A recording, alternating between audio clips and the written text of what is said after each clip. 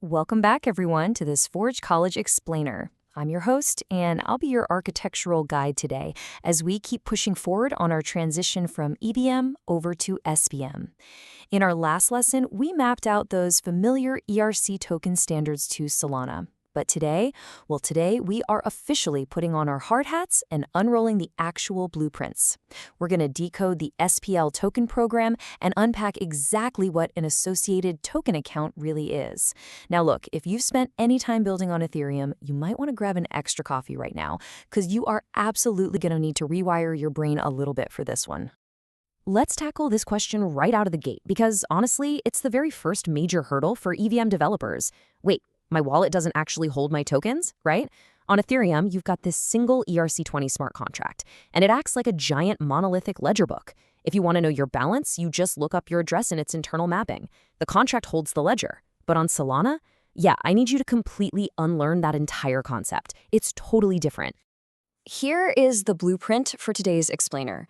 We'll start with Welcome to the Vault, then look at mints versus token accounts, get into associated token accounts, trace the lifecycle of ATAs, break down authorities and ownership, and finish up with upgrading with Token 2022. Let's get into it. Section 1. Welcome to the Vault, Unlearning Ethereum.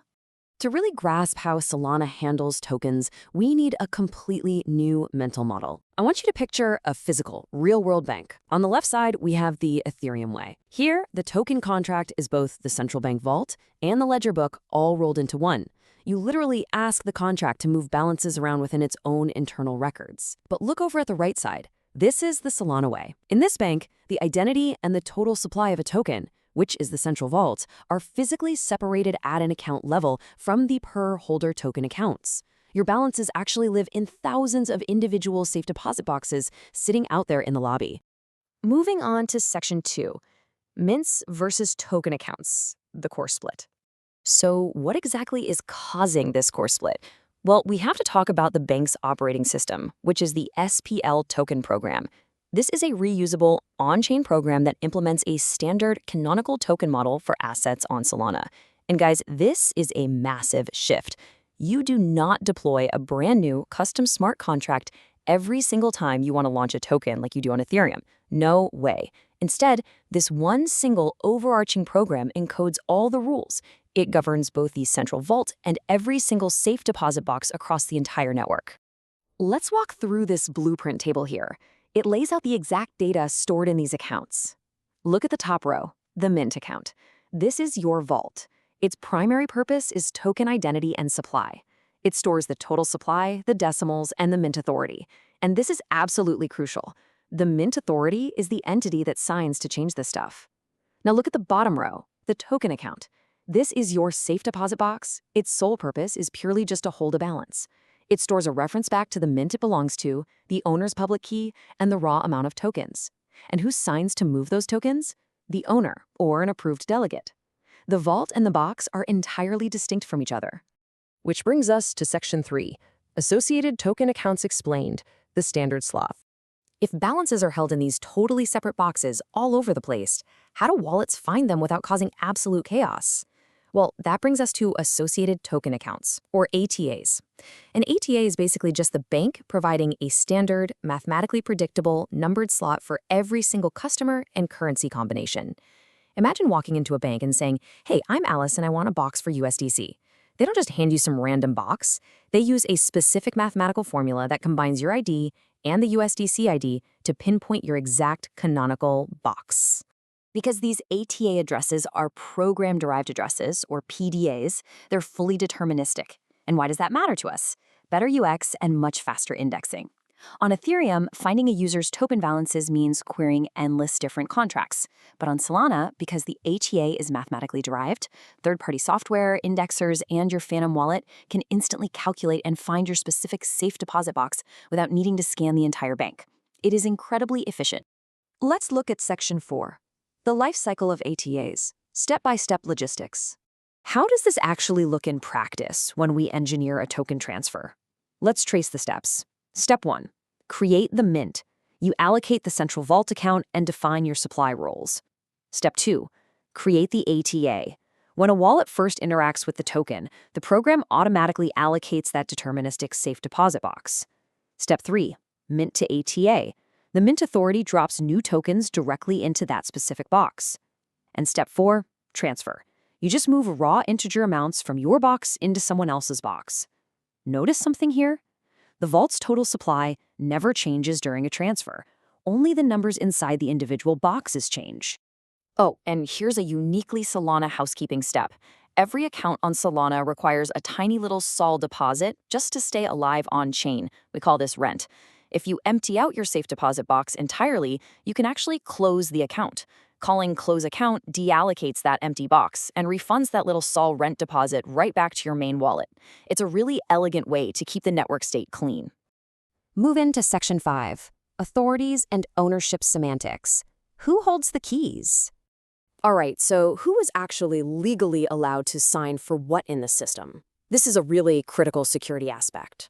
Emphasized here in dark green ink, we have our 3 main keys. First, the mint authority, that's the operation level key for the supply. It opens the central vault. Then, the token account owner, that's the ownership key. It opens your specific box for transfers. And finally, delegates. These are temporary keys you hand out that open a particular box under strictly approved conditions. Kind of like an allowance in ERC20, but it's enforced at the account level. You absolutely must design your permission flows with this strict separation in mind. I love this quote because it perfectly captures the catastrophic, head-scratching bugs that EVM developers create when they first come to Solana. They try to transfer tokens by signing a transaction with the mint authority instead of the token account owner. Just think about that for a second. That's literally like handing a bank customer the master keys to the main vault just so they can withdraw $20 from their own box. The program will outright reject it, of course, but it really highlights how vital it is to know exactly which key you are currently holding. Section 6. Upgrading with Token 2022, Expanding the Vault. Now, the classic SPL program is fantastic, but the ecosystem needed some more features, which brings us to Token 2022. I want you to think of Token 2022 extensions as basically adding specialized locks or hidden compartments to our safe deposit boxes. You get transfer hooks, which let you run custom program logic every single time a token moves. You get extra metadata fields natively inside the mint. You even get compressed representations for doing massive airdrops. These extensions modify the behavior, sure, but they don't break that core vault and box separation. However, there is a big warning attached to this. While these extensions are incredibly powerful, they literally change the storage layout of the accounts on-chain. What does that mean for you? It means they require explicit program awareness. If your app is only expecting the legacy token layout, a Token 2022 account might completely break it. So always ensure your software handles compatibility smoothly. So if you take only one thing away from this explainer today, let it be this golden rule right here. Ownership and authority are strictly account-level properties on Solana. You have to stop thinking of a single smart contract acting as the ledger for everyone. Start thinking in terms of distinct accounts with distinct signers. The vault manages the supply, the boxes manage the balances. Keep them separate in your code and you'll do just fine. Which brings us to a rather provocative thought to wrap things up. Now that you understand the vault and the boxes for standard fungible tokens, how do we attach the art, the traits, and the metadata to actually make a non-fungible token, an NFT? Where exactly does the JPEG go if the mint only holds the supply and the token account only holds a balance of 1? Well, that is exactly what we're going to be covering in our next lesson on Metaplex NFTs. Until then, thank you so much for joining this Forge College Explainer. Please head over to forge.college to continue your Web3 education, deepen your understanding of Solana architecture, and get ready for our next deep dive.